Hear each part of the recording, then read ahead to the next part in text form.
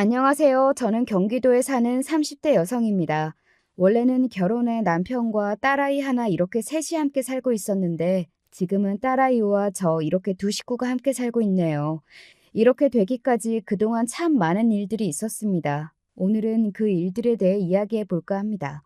저는 이른 나이에 결혼했습니다. 엄청나게 이른 건 아니었지만 그래도 제 친구 중에서는 가장 이른 나이이긴 했어요. 24세 했거든요. 공부를 그다지 잘하는 편이 아니었기 때문에 전문대를 나와 일찍 취업했습니다. 물론 그다지 좋은 회사는 아니었어요. 그리고 거기서 남편을 만났습니다. 남편은 저보다 7살이 많았어요.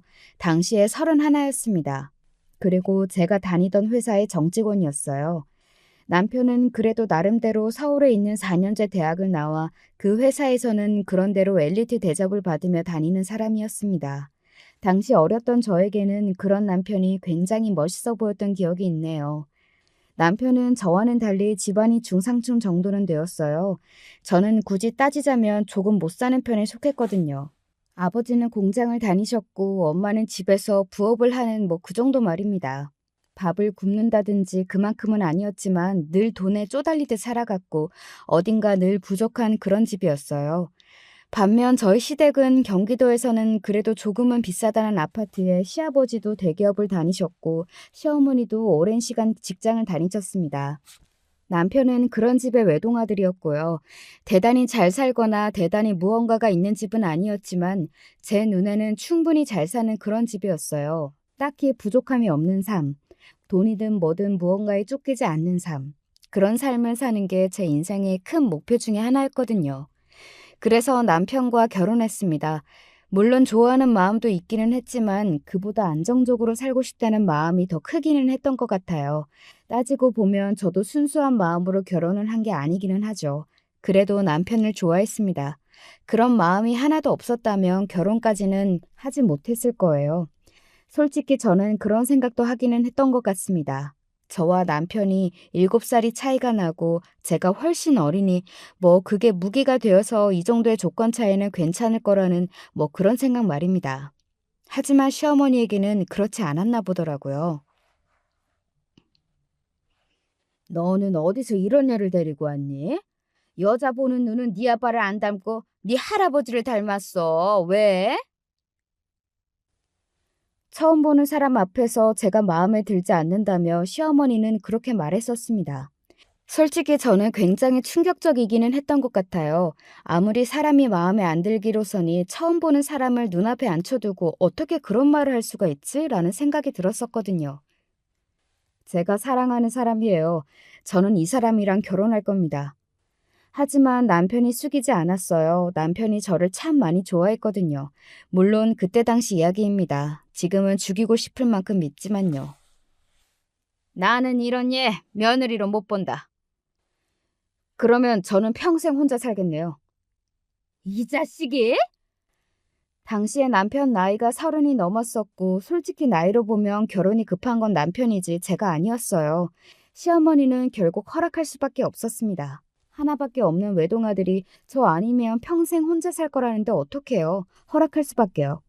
시어머니와의 관계가 좋지만은 않을 거라는 건 당연히 예측할 수 있는 일이기는 했어요. 하지만 저는 남편을 믿었습니다. 그때 저와 결혼을 하기 위해 시어머니에게 자신의 할 말을 단호하게 제대로 했던 남편의 모습을 보면서 앞으로도 이렇게 나를 지켜줄 거라고 정말 믿어 의심치 않았었거든요. 그때 의심을 했었어야 했는데 지금 와서 돌이켜보면 제가 사람을 참 쉽게 믿었었던 것 같아요.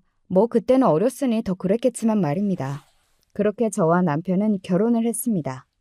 우리 집에서도 마냥 좋아하던 건 아니었어요. 특히 엄마가 걱정을 많이 하셨었습니다.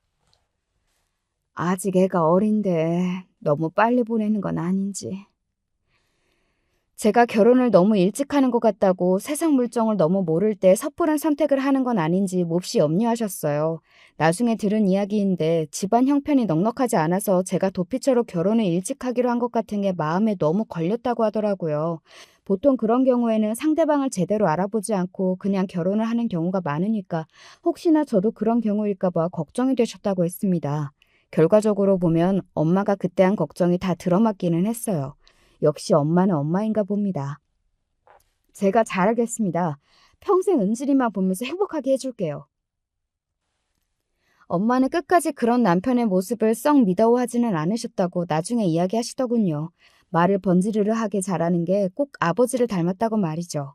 엄마는 늘 아버지랑 결혼을 한 걸 후회하셨거든요. 하지만 아빠는 남편을 상당히 마음에 들어 하셨습니다. 그래, 사내라면 이런 결단력과 용기가 필요하지. 자네 같은 사람이라면 내가 믿고 우리 딸을 맡길 수 있을 것 같네. 둘이 아주 죽이 잘 맞는다고 당시에 그렇게 생각했던 것 같아요. 그게 불안하기는 했습니다. 저희 아버지를 제가 싫어했거든요. 가부장적이고 가족들을 자기가 부리는 사람들쯤으로 아는 그 태도 같은 것들 말입니다. 그래도 당시에는 그런 사람이라고 믿지 않았어요. 뭐 그러니까 결혼까지 할 수 있었던 거겠지만요. 당시에 이런 사람이는 걸 알았으면 제가 어떻게 결혼을 할 수 있었겠어요? 시어머니는 엄청나게 반대하시던 태도와는 달리 막상 결혼을 진행하는 과정에서는 그렇게 골지를 하지는 않으셨어요. 다만 한 가지 저도 걱정하고 엄마도 걱정한 조건을 하나 거시기는 하셨습니다. 당분간은 제가 애들을 데리고 사는 게 어떨까 합니다만. 네? 지금 당장 분가를 시키는 것보다 우리 애도 조금 더 돈을 모으고 또 며느리랑도 친해질 수 있기도 하고 여러모로 같이 사는 게 좋을 것 같아서요. 아무래도 남편의 직장이자 제 직장이었던 그곳이 월급이 많은 회사도 아니었던 데다가 남편이 돈을 막 모으는 타입의 사람도 아니었기 때문에 시댁에서 돈을 보태줘야지만 분가를 할 수 있는 상황이었거든요. 그런데 시댁에서 일단은 당장 자신들도 그 정도의 여유는 없으니 데리고 있으면서 상황을 좀 보다가 남편이 돈을 모으고 또 자신들이 조금 더 보탤 수 있을 때 나가 사는 게 어떻겠냐고 한 겁니다. 걱정 마세요. 2년 안에 나올 겁니다. 남편이 그렇게 말하는데 거기서 제가 싫다는 말을 어떻게 할 수 있었겠어요. 그냥 조용히 고개를 끄덕일 수밖에 없었습니다. 물론 저희 엄마는 정말 싫어라 하셨지만 뭐 분위기가 그렇게 되니 어쩔 수 없기도 했고 말이죠. 저는 그렇게 결혼하고 시집살이를 시작했어요. 그리고 그 시집살이는 생각보다 훨씬 더 험난했습니다. 너는 제대로 할 줄 아는 게 뭐니? 못 배워먹은 애들은 다 이유가 있다니까? 그 머리는 장식으로 달고 다니니? 너같이 무식한 엄마 밑에서 태어날 애가 불쌍해서라도 내가 너 끼고 살아야겠다. 폭력에 가까운 폭언들이 매일같이 쏟아졌어요. 그거 아세요? 처음에야 그런 말을 한 귀로 듣고 한 귀로 흘릴 수라도 있지. 그게 반복이 되면 정말 내가 그런 사람인가, 내가 정말로 그만큼 모자라나 이런 생각을 하게 된다는 건 말입니다. 그러고는 결국에 세뇌당해서 자존감이 바닥을 치고 내가 정말 모자라는구나 라는 생각을 하게 돼요. 제가 그랬거든요.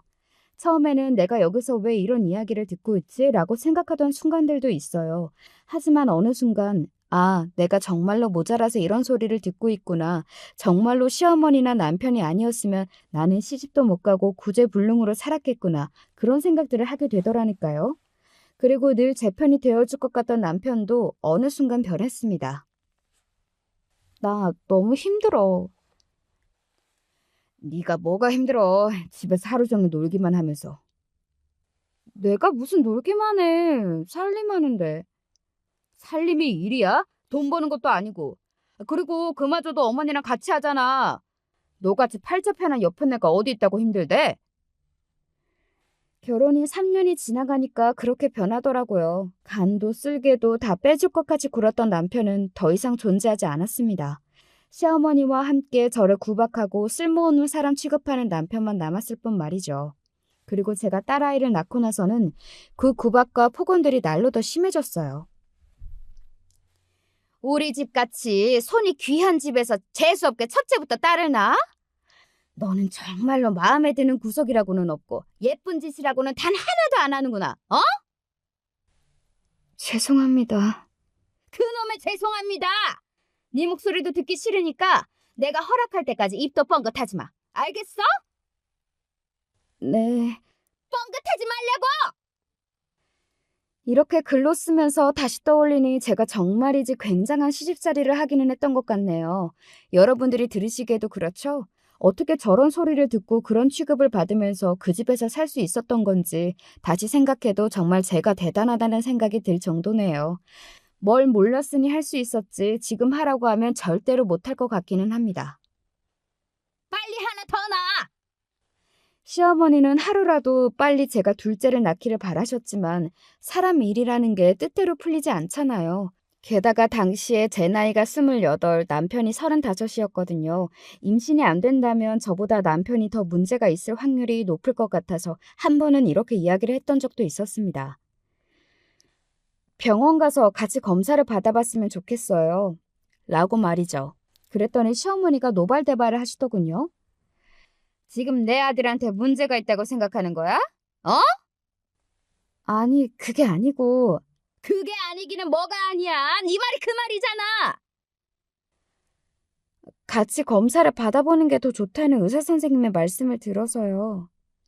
됐다. 임신이 안 되는 건 여자 문제일 확률이 더 커. 내가 봤을 때는 무조건 네 문제니까 네가 더 노력을 해라. 어디서 남자한테 산부인과를 가자는 이야기를 해? 저는 몇 번을 검사를 해도 별 문제가 없다는 것을 이미 이야기 다 들은 이유였거든요. 그래서 병원에서도 남편을 데리고 오라고 한 거라고 말이죠. 하지만 시어머니는 말도 안 되는 소리를 하며 우겼습니다. 그러다 결국 1년이 지나도 아무 소식이 없자 남편에게 넌지시 병원 한번 가보라는 이야기를 하시더군요. 그리고 간 병원에서 남편이 문제가 있는 것으로 결과가 나왔습니다. 이른 나이가 아니기는 해도 임신이 안 될 나이는 아닌데 지금 정자의 움직임을 보면 또래 다른 남성분들에 비해 숫자도 활동력도 상당히 적고 약하거든요. 이런 경우에는 자연 임신이 되지 않을 확률이 훨씬 크다고 봅니다. 남편은 어딘가 굉장히 충격을 받은 얼굴이었어요. 첫째인 딸도 그래서 3년이나 걸렸구나 하는 생각이 바로 들더라고요. 그때도 임신이 늦게 되어서 시어머니에게 저만 늘 엄청난 소리를 들었었는데 말입니다. 그리고 그 소식을 저는 바로 시어머니에게 전달했어요. 뭐라고? 아휴, 그럴 리가? 사실 시어머니도 임신이 잘 되지 않아 남편 하나만 가진 거였거든요. 아마 시아버지도 비슷한 이유가 있지 않으셨을까 저는 속으로만 생각했습니다. 저는 시어머니도 속으로 분명히 그런 생각을 하셨을 거라고 생각해요. 하지만 저에게는 티를 내지 않으셨죠. 그게 뭐든 제 탓을 했어야 했으니까 말입니다. 그러게, 첫째는 아들을 낳았어야지. 그러면 둘을 못 낳아도 아무런 상관이 없었잖아. 왜 딸을 낳아서는? 아이고, 이를 어쩌면 좋아. 더 이상 애를 못 가질 수도 있는데 하나 있는 자식이 딸이라니. 이제는 그렇게 제 탓을 하시더군요. 그리고 나서 저와 남편은 시험관 시술을 몇 번 받았지만 아이가 쉽사리 들어서지는 않았습니다. 지금 생각해보면 제 몸이 많이 망가지기는 했어도 그때 아이가 들어서지 않은 게 천만다행이라는 생각도 드네요. 지금 저와 제 남편이 어떻게 헤어지게 되었는지를 생각해보면 말입니다. 아이를 가지지 못하는 날들이 길어질수록 시어머니는 저에 대한 폭언과 괴롭힘이 점점 더 심해졌고 저는 정말 하루하루를 버틴다는 마음으로 살았던 것 같습니다. 어느 정도였냐면 만약 저에게 딸아이가 없었다면 저는 진작에 그 집을 뛰쳐나오거나 좋지 않은 선택을 했을지도 몰라요. 그 정도로 저를 향한 시어머니의 괴롭힘은 심했습니다. 아들도 못 낳은 게 어디서 앉아서 밥을 먹어? 아들도 못 낳은 게 지금 잠이 오니? 이런 먹고 자는 문제로도 시비를 걸고 괴롭히기 시작하니 정말 눈물이 나오더라고요. 사람이 왜 절대로 이런 걸로는 건드리지 말아야 한다, 뭐 그런 것들이 있잖아요. 그중의 것들이 바로 먹고 자는 문제고 말입니다. 하지만 시어머니는 정말이지 그런 것에서도 거리낌이라고는 없으셨습니다. 그때쯤이었던 것 같아요. 언젠가 내가 이 집을 나가게 되는 날이 올지도 모르겠다 생각하고 그날을 꿈꾸기 시작한 게 말입니다.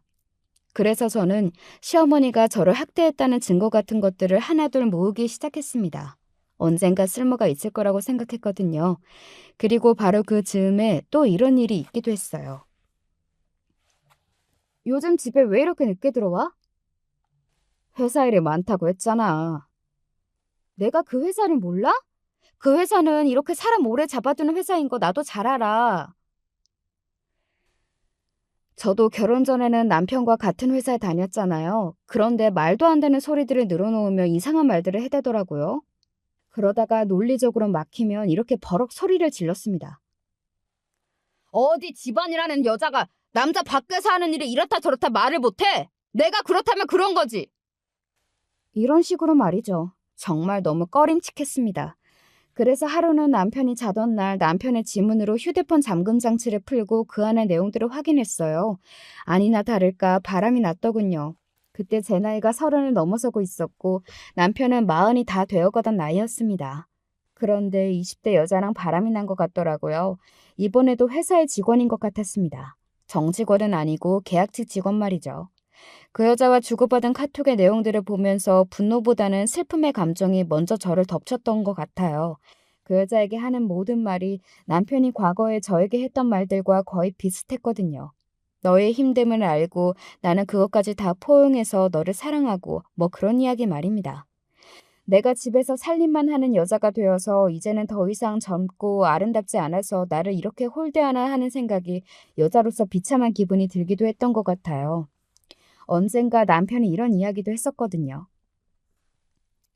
아무리 집에서 살림만 한다고 해도 이렇게 너무 후줄근하게 있는 건 아니지 않아? 어디 나갈 것도 아닌데 그러면 뭐 차려입고 화장하고 그러고 있어야 해? 왜? 내가 보잖아. 나는 아직 내 아내가 예뻤으면 좋겠는데? 내가 그럴 시간이 어딨어. 아침 5시부터 일어나서 아침 차려야 하는데. 아이고, 됐다, 됐어. 내가 너한테 무슨 말을 하니? 아니, 현실적으로 말이 안 되는 이야기를 하니까 그렇지. 제 생각인데 남편은 이미 그때부터 그 바람난 여자를 마음에 두고 있었던 것 같아요. 그러니까 사사건건 저랑 비교했던 거죠. 그 여자는 예쁘게 하고 회사에 출퇴근하는데 저는 아줌마가 되어서 집에서 살림을 하고 있으니까 말입니다. 서러웠습니다. 저는 이렇게 살고 싶어서 이렇게 사는 게 아니었잖아요. 분가시켜준다던 그 인연은 이제 훨씬 지나다 못해 그 말은 언제 있었는지 흔적도 없이 사라져버렸고 제가 관련 이야기만 꺼내면 돈도 없고 돈도 못 벌어오는 년이 그런 이야기 한다고 속표해서 좋겠다고 막말이나 듣고 살면서 새벽 5시에 일어나 밥을 차리고 시어머니가 시키는 온갖 잡다한 일과 폭언과 괴롭힘을 받으며 시집살이 하고 있는데 말입니다. 아무 의미가 없다는 생각을 그쯤에 했던 것 같아요. 내가 여기서 이러고 살 의미도 왜 이러고 사는지도 말입니다. 남편의 휴대전화에 있는 그 바람의 증거들을 제 휴대폰으로 옮긴 다음 그때부터 본격적으로 어떻게 하면 한 푼이라도 더 받고 이 집을 나갈 수 있을지 궁리를 시작했던 것 같습니다. 그냥 나가서 딸아이와 둘이 함께 살 엄두가 나지 않았고 게다가 저는 그간 남편과 시어머니에게 당한 게 억울해서라도 그냥 그 집을 순순히 나갈 수 없었어요. 그렇게 이렇게 저렇게 머리를 굴리고 있던 어느 날이었습니다. 어머니, 저 강남 아파트 청약 당첨됐어요. 뭐? 그게 정말이냐? 어머나 어머나 세상에 이런 복이. 남편이 강남에 있는 아파트에 청약 신청을 넣었는데 당첨이 된 겁니다. 그 아파트는 저도 알고 있는 아파트였어요. 당첨만 되면 로또나 다름없다고 주변에서도 너도 나도 넣었던 아파트였습니다. 그런데 남편이 됐더라고요. 저는 그쯤에는 이미 어떤 이유가 있던 남편과 헤어질 생각을 굳게 하고 있던 시점이었기 때문에 그냥 돈을 더 받을 수 있겠구나 그런 생각만 했던 것 같아요. 그런데 제가 따로 요구하지 않아도 그게 이루어졌습니다. 하루는 시어머니가 저를 부르더군요. 그러고는 이렇게 말했습니다. 작게 시작할 수 있는 전셋집 정도는 내가 마련해 줄 테니 갈라서거라. 굉장히 선심 쓰는 듯 그렇게 말하면서 남편과 이혼하라고 하더군요. 알고 봤더니 시어머니는 남편이 다른 여자를 만나고 있다는 사실을 다 알고 계셨습니다. 그리고 남편이 그 여자와 새 출발을 하고 싶어 한다는 것도 말이죠. 아마 시어머니의 생각에는 시험관을 받으려고 해도 나이가 많은 저보다는 어린 여자가 낫겠다고 생각했을 거고 또 저와는 이미 너무 어그러지시고 미워하는 마음도 크고 하니 더 이상 꼴 보기 싫기도 했을 겁니다. 그래도 그렇지 너무 양심이 없더군요. 시어머니가 챙겨준다고 말하던 그 전셋집은 11평의 작은 1.5룸이었고 전세가 기준 1억이 조금 넘는 집이었어요. 동네도 좋지 않았고 말이죠. 싫은데요? 시어머니는 꽤 놀란 듯 보였습니다. 시어머니 입장에서는 그만큼 저에게 굉장히 많이 챙겨주는 거라 생각했을 거고 또 평소에 고분고분 말을 다 듣는 사람이었으니 이번에도 조용히 받고 떨어질 줄 알았는데 싫다는 말이 나왔으니 말이죠. 뭐라고 했냐? 너 방금 싫다고 했냐? 네, 싫다고 했어요. 아니, 너 같은 애한테 이 정도나 준다고 하면 감지덕지하고 받아서 나갈 것이지. 지금 이게 어디서 주제도 모르고. 애비 바람난 거 다 알고 있어요. 저한테 증거도 있고요. 제 그 말에 시어머니는 입을 딱 다물더군요. 정말로 그동안 저를 바보 등신 머저리 취급하고 있었구나 하는 것을 단번에 알 수 있었습니다. 제가 알고 있을 거라는 생각은 정말 하나도 못한 듯 보였어요. 그게 뭐? 남자가 사회생활을 하다 보면 바람도 나고 그럴 수도 있지. 사람들도 그렇게 생각하는지 한번 볼까요? 저 소송할 거예요. 이게 어디서? 그리고 어머님이 그동안 저한테 막말하신 거, 괴롭히신 거, 그런 것도 저한테 이미 다 증거 있어요. 제가 그동안 그냥 당하고만 있었을 거로 생각하세요? 시어머니는 그때부터는 굉장히 당황한 기색이 역력했습니다. 저희 시어머니가 외부의 시선에 굉장히 신경을 많이 쓰는 사람이었거든요. 그래서 저와 밖에 나가는 날에는 세상에서 가장 상냥하고 사람 좋은 시어머니 행세를 했고 말이죠. 그래서 동네 사람들이나 시어머니의 지인들은 시어머니가 저한테 집에서 이런 말과 행동을 한다는 것을 전혀 몰랐어요. 아마 꿈에도 생각하지 못했을걸요? 너 지금 나 협박하는 게냐? 어머님이 저한테 어떻게 하셨는지 그 누구보다 잘 아실 테니 그게 협박이라고 느끼시는 거면 어머님도 저한테 잘못하셨다는 걸 아시는 거네요?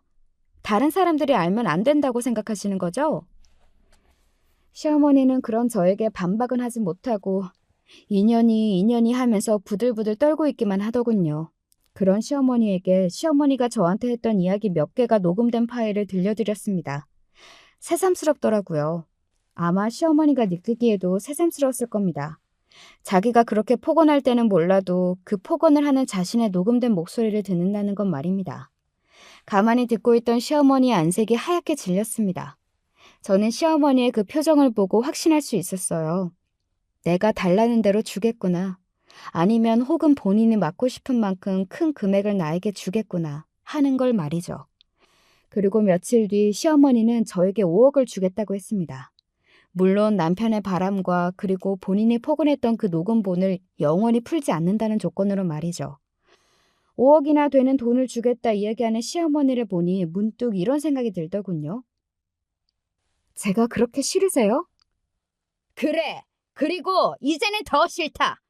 이렇게 음흉하게 뒤에서 남의 흠이나 잡는 아이라는 걸 알았으니 네 얼굴 보는 것도 너무 싫어서 온몸이 떨려. 그러니까 저한테 그렇게 안 사셨으면 됐잖아요. 나는 네가 처음부터 싫었어. 니년이 강남 아파트에 편하게 사는 꼴을 내가 어떻게 보냐? 죽어도 못 보니까 이 돈 들고 썩 꺼져. 그리고 내 눈앞에, 내 아들 눈앞에 다시는 나타나지 말거라. 알겠냐? 시어머니와 제가 그렇게 이 결혼을 정리하는 동안 남편은 아무것도 하지 않았습니다. 정말 비겁하고 치졸하죠? 그래도 거의 8년을 한 집에서 부부로 살았는데 저에게 미안하다는 사과 한마디 없었어요. 그저 입을 꼭 다물고 가만히 자신의 엄마 뒤에 숨어서 이 모든 상황이 마무리되기를 바라고 있을 뿐이었죠. 새삼 내가 저런 인간을 남편이라고 믿고 의지하고 살았다니 하는 큰 후회가 밀려오더라고요. 그래도 모든 과거를 후회하지는 않으려고요. 어쨌든 저에게는 눈에 넣어도 아프지 않을 사랑하는 딸이 있으니까요. 그렇게 저는 남편의 외도도 시어머니 학대도 그 어디에도 발설하지 않겠다는 각서를 쓰고 5억을 받아 합의 이혼을 했습니다. 8년이 넘는 세월 동안 그렇게 갖은 학대를 받고 인간 취급을 받지 못하고 산 대가로 누군가는 적다고 생각할 수도 있겠지만 저로서는 그게 최선이었던 것 같아요. 변호사들에게 상담 받아봐도 소송으로는 그만큼 큰 금액을 받을 수 없을 거라고 했고 제 분풀이보다 앞으로 살아갈 날들이 더 중요하다고 저는 그렇게 생각했거든요. 저는 더 이상 그들과 엮이고 싶지 않았습니다. 얼굴만 봐도 그 시절에 제가 괴롭힘 당했던 일들이 트라우마처럼 떠올라 고통스러운데 복수고 나발이고 하고 싶다는 생각조차 들지 않았습니다. 사람들은 제가 이렇게 이야기하면 호구라고 생각할 수도 있겠지만 제 심정이 그랬어요. 그래서 그냥 어느 정도는 이 지옥 같은 곳을 벗어난다는 마음으로 신나서 도장을 찍어줬던 것 같기도 합니다. 그리고 진짜는 그 다음부터였어요. 정말 상상하지도 못했던 방향으로 일이 흘러갔거든요.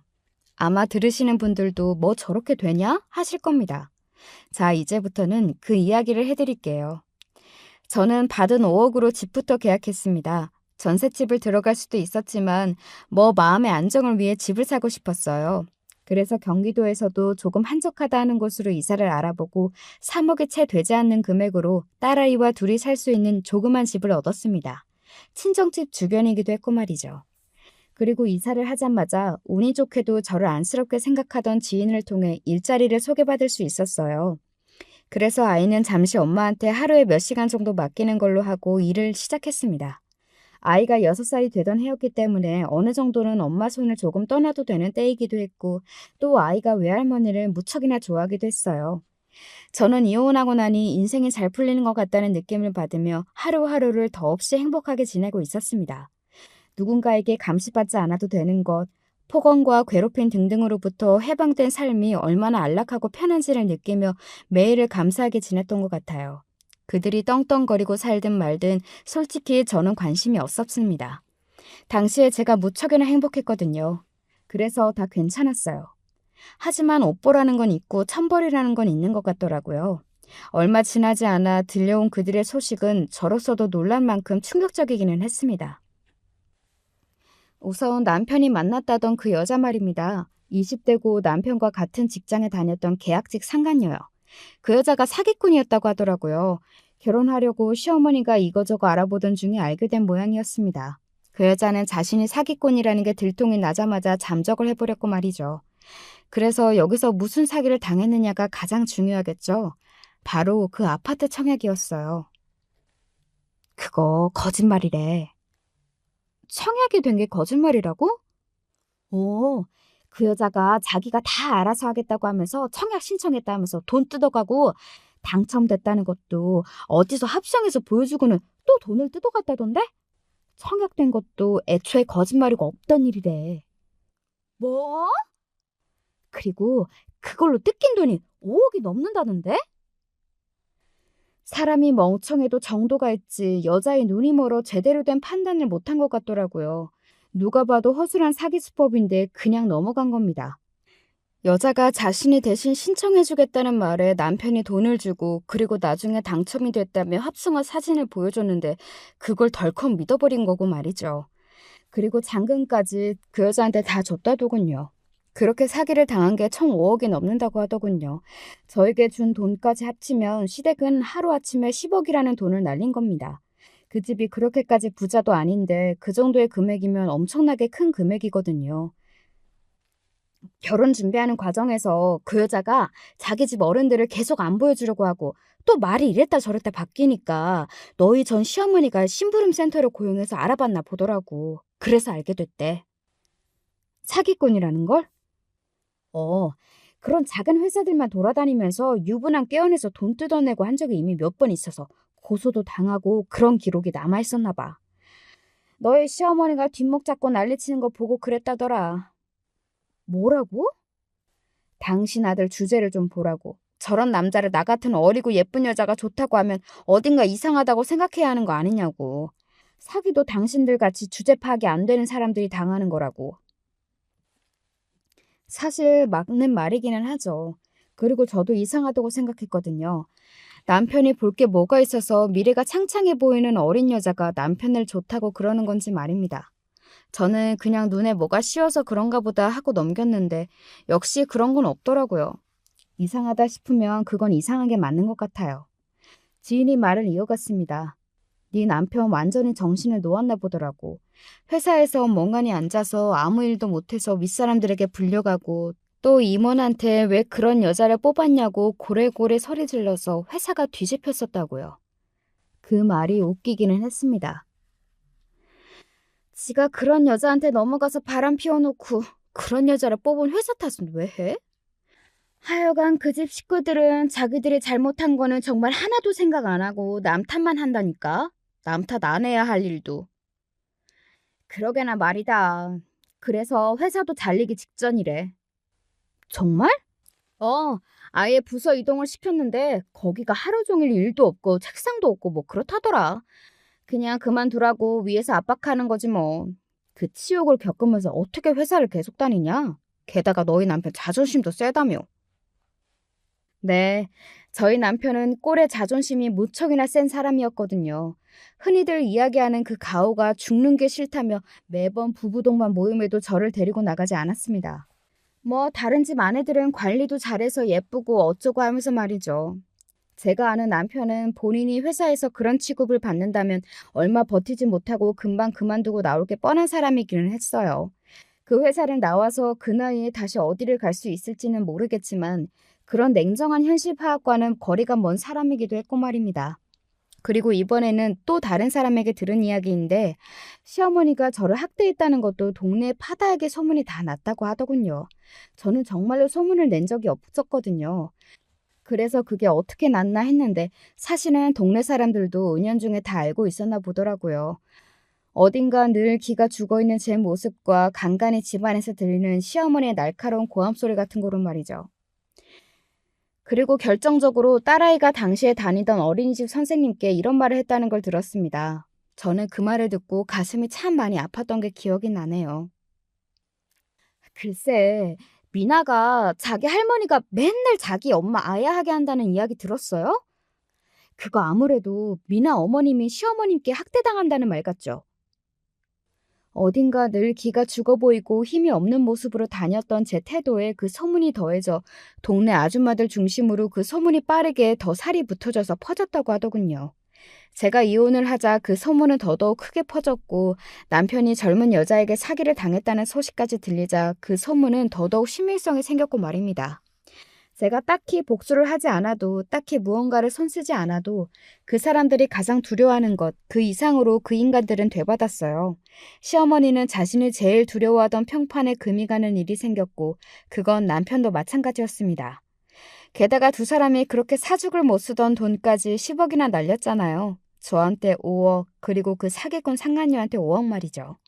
한동안은 시어머니도 남편도 정신이 나가서는 그 여자를 잡으러 다닌다는 이야기를 들을 수 있었습니다. 그런데 그게 어디 말처럼 쉽나요? 작정하고 사기를 치고 작정하고 돈을 들고 숨어버린 사람을 무슨 수로 어떻게 찾냐고요. 게다가 찾는다고 해서 그 돈을 다 돌려받을 수 있다는 보장도 없고 말이죠. 제가 아는 그들이라면 지금 정신병이 오기 일보 직전일 거라는 생각이 들었습니다. 그리고 얼마 지나지 않아 남편이 스스로 회사를 그만뒀다는 이야기를 들을 수 있었습니다. 딱 예상대로였어요. 그 자존심에 그 성격에 자신을 그렇게 대접하는 회사를 오래 다닐 수 있을 리 없었습니다. 그때쯤 한 생각이 있어요. 언젠가 나를 찾아올 것 같아. 에이, 설마 아무리 그래도 사람이라면 그러면 안 되지, 염치가 있으면. 염치가 있는 인간들이고 사람이었으면 나한테 그런 짓을 할 수 있었겠어? 이제 본인들이 준 5억이 생각나겠지. 그리고 나는 우습게 보니까 잘 꼬여내면 다시 합칠 수도 있을 거라고 생각할걸? 내가 그 사람한테 제일 잘 알아. 지금 무슨 생각을 하고 있을지 너무 뻔해. 그리고 저의 그 예상은 바로 적중했습니다. 지인과 그런 내용의 대화를 나눈 지 얼마 지나지 않아서 시어머니와 남편이 저를 찾아왔거든요. 전혀 놀라지 않았어요. 오히려 올 것이 왔구나 하고 생각했지 말입니다. 예상하고 있던 바였으니까요. 여보, 내가 미안해. 남편이 올 듯한 표정으로 저를 보며 그렇게 이야기하더군요. 남편과 시어머니는 제가 다 알고 있다는 사실은 몰랐습니다. 당신이랑 헤어져 보니까 당신이 그리고 우리 미나가 얼마나 소중한지 너무 잘 알겠더라. 나 정말 반성 많이 했으니까 다시 한번 기회를 줘, 응? 그래. 아니, 남자가 이렇게까지 숙이고 사과하는데 받아주렴, 응? 아니, 너도 여자 혼자 살기 힘들지 않겠니? 애 키우는 거나 여러모로. 저는 그런 그들을 보고 픽 비웃었어요. 남편과 시어머니는 그런 제 표정이 1차적으로 놀란 듯 보였습니다. 제가 그렇게 나올 거라고는 상상조차 못한 듯 보였어요. 정말 양심 없죠? 왜? 그 사기꾼이 도저히 잡힐 것 같지가 않아? 그런 제 말에 남편이 움찔하더군요. 시어머니도요. 당신이 그걸 어떻게... 당신은 내가 아직도 아무것도 모르는 사람처럼 보여? 당신 그 여자랑 결혼하려다가 사기당해서 5억 넘게 날렸다며? 그 청약 당첨된 것도 다 그 여자가 친 뻥이고. 아니 여보, 그거 아니라도 나는 당신의 제일 어디서 여보 소리가 나와? 너랑 나랑 도장 찍은 거 기억 안 나? 남남이라고! 남편은 제 그 단호한 태도에 놀란 듯 했습니다. 그리고 그건 시어머니도 마찬가지인 듯 보였어요. 저는 시어머니에게 하고 싶었던 말을 하기 시작했습니다. 방금 그러셨죠? 여자 혼자 살기 힘들 거라고, 아이 키우기 힘들 거라고. 아니요. 저는 지금 세상 그 어느 때보다 행복해요. 매일 아침 어머니의 그 포근에 잠에서 깨지 않아도 돼서 행복하고, 잠을 자는 것도 먹는 것도 심지어는 화장실에 가는 것도 어머니 눈치를 보던 시절에서 벗어나서 이제 숨을 쉬고 사람 사는 것 같다고요. 그거 아세요? 저 그 집에 살 때는 하루에도 12번 죽고 싶었던 거? 아니, 내가 뭘 얼마나 그렇게 했다고. 뭘 얼마나 그렇게 해요? 사람이 양심이 있으면, 그리고 생각이 있으면 내가 다시는 그 집에 돌아갈 거라고 생각을 한다는 것 자체가 말이 안 되지 않아요? 아무리 바보고 아무리 멍청해도 어떻게 내가 그 집에 다시 기어들 거라고 생각하냐고요. 자신들이 한 짓을 모조리 까먹지 않는 이상. 시어머니는 여전히 조금은 억울한 표정이었지만 아무 말도 하지는 않았습니다. 저는 차라리 밖에서 죽으면 죽었지 그 집으로 다시 돌아갈 일은 없어요. 그러니까 포기하시고 돌아가세요. 인제 와서 이러시는 거 저한테 준 5억이 아까워서 그러시나 본데, 그게 제가 다 알아보니까 다시 받아가실 수 없는 돈이에요. 그니까 포기하세요. 그렇게 이야기하고 그 자리에서 벌떡 일어서서 나왔습니다. 뒤에서 저를 부르는 남편의 목소리가 들려왔지만 돌아보지도 않았어요. 저는 그들의 얼굴을 보고 있는 것만으로도 숨이 턱턱 막혀왔거든요.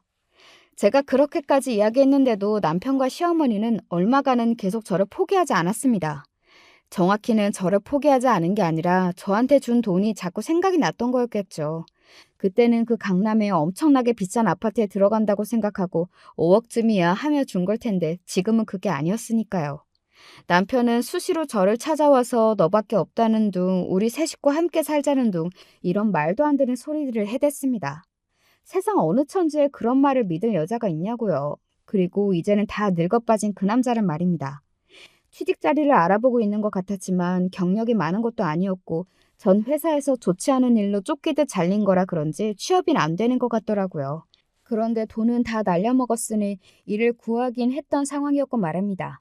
그것 때문에 시어머니와 남편이 하루가 멀다고 싸우는 바람에 주민들이 저 집 엄마랑 아들은 맨날 첫날 싸우냐, 며느리 없으니까 이제 아들을 잡냐, 뭐 그런 말까지 한다고 들었습니다. 그리고 그 상간녀 있잖아요. 그 여자는 해외로 도피해서 사실상 잡는 건 불가능하다는 이야기를 전해 들을 수 있었습니다. 단순히 그 여자가 혼자 사기를 쳐서 달아난 게 아니라 그 무리, 조직 같은 게 있나 보더라고요. 남편이 혼자 어떻게 잡으러 다닌다고 해서 잡을 수 없는 전문꾼들 말입니다. 경찰도 고개를 절레절레 저었다고 하니까요. 아마 잡는다고 해도 돈은 이미 그 여자 손에 없을 겁니다. 이미 다 빼돌려서 다른 곳에 넘긴 상태일 거니까요. 이런 전문꾼은 잡는다고 해도 돈을 받을 수 있는 확률은 거의 없다고 보시는 게 맞아요. 그 말을 듣고 시어머니와 남편이 절망했다고 들었습니다. 시어머니는 경찰서 바닥에 주저앉아서 땅을 치며 울었다는 이야기도 전해 들었고 말이죠. 이런 걸 보면 업보라는 게 정말로 있나 싶기도 해요. 그리고 또 그런 게 있다고 느낀 것 중에 하나는 바로 이거였습니다. 너 들었니? 뭘? 너 사는 집 거기 재개발 들어간대. 제가 이혼을 하는 조건으로 5억을 받아 샀던 그 집 말이에요. 원래는 거기가 재개발 구역이 아니라 다른 곳이라고 소문이 돌아서 다른 곳의 집값은 엄청나게 뛰고 상대적으로 저희 집이 있는 곳은 값이 내려가서 제가 더 싼 값에 살 수 있었던 거였거든요. 그런데 소문이 돌던 그 구역이 아니라 저희 집이 있는 구역으로 발표가 났다는 겁니다. 그것도 저희 집이 정말로 한가운데 중심가였어요.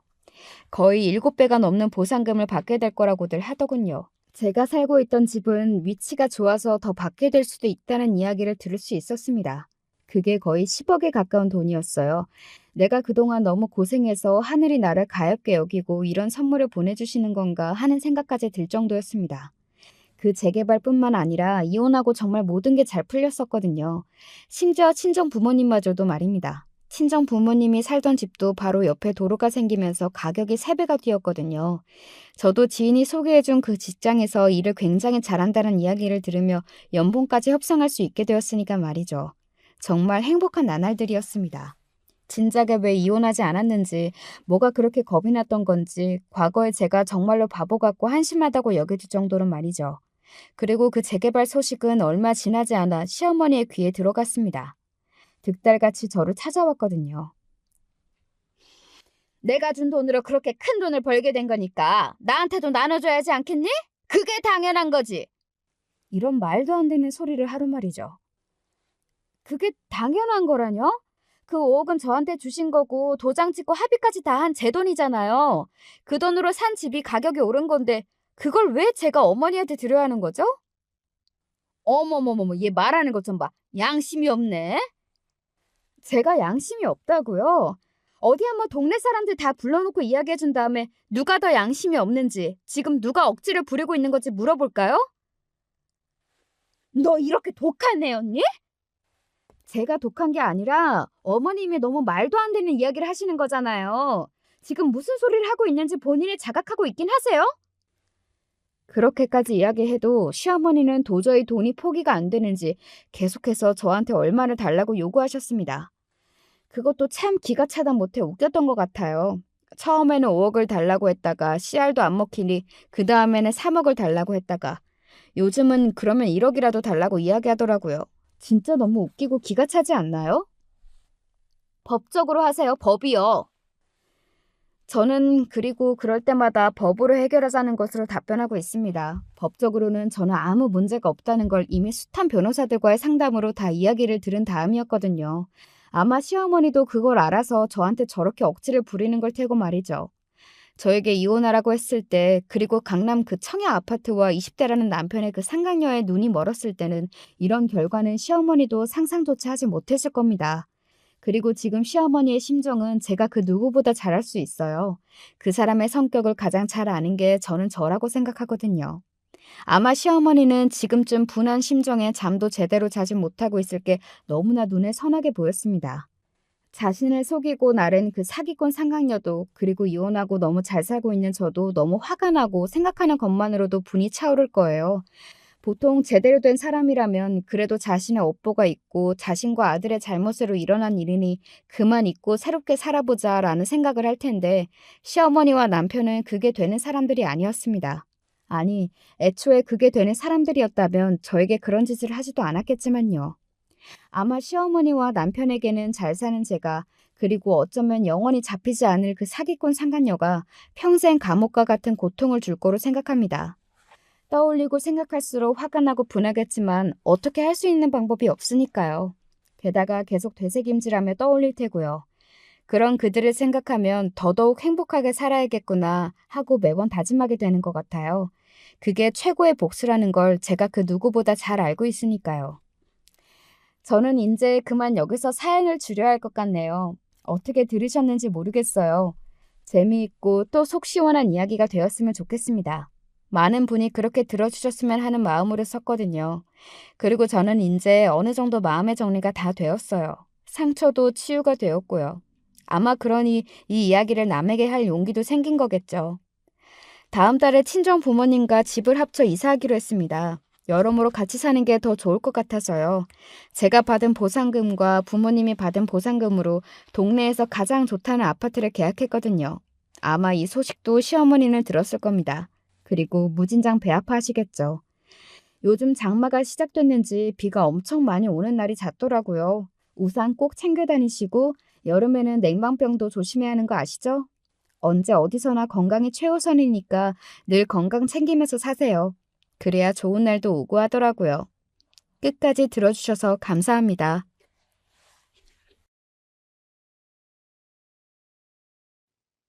안녕하세요. 저는 서울 중랑구에 살고 있는 30대 초반 여자입니다.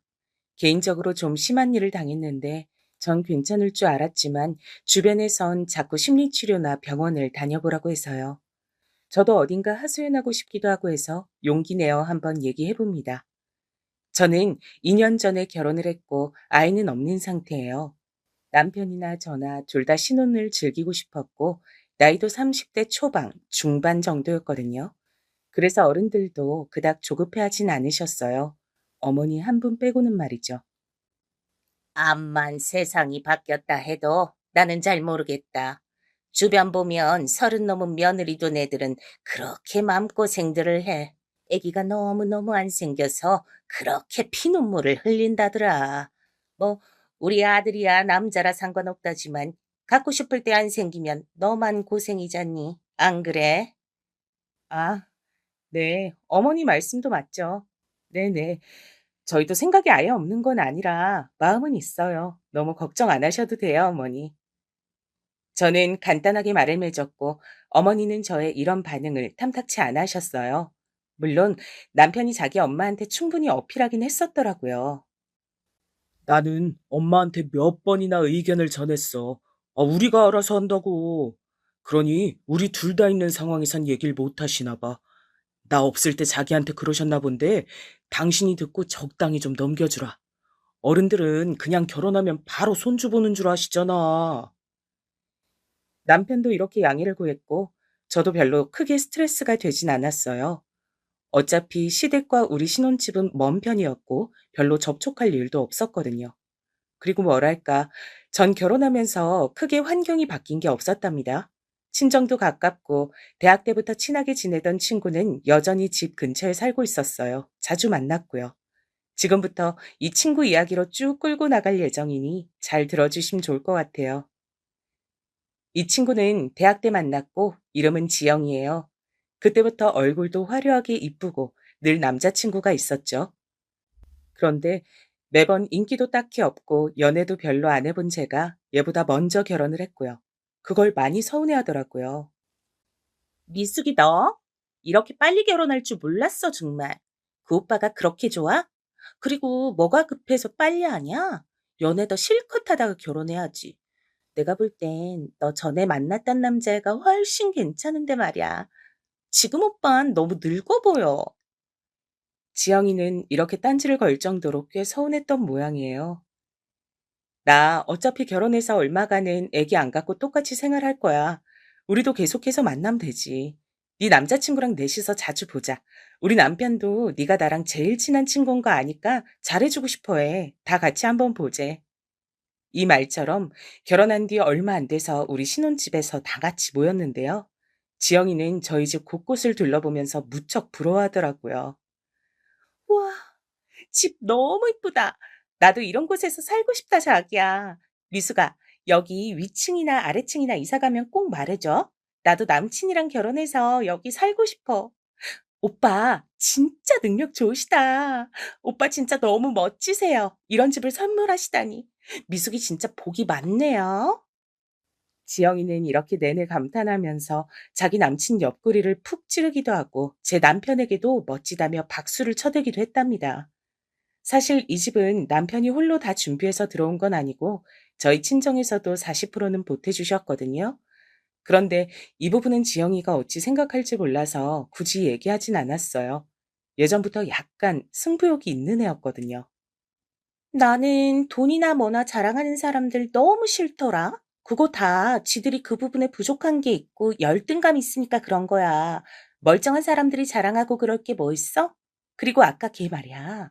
지 가방이랑 지네 집돈 얼마나 많은지, 결혼식은 어디서 하는지 그런 말 하는 거 진짜 꼴보기 싫었어.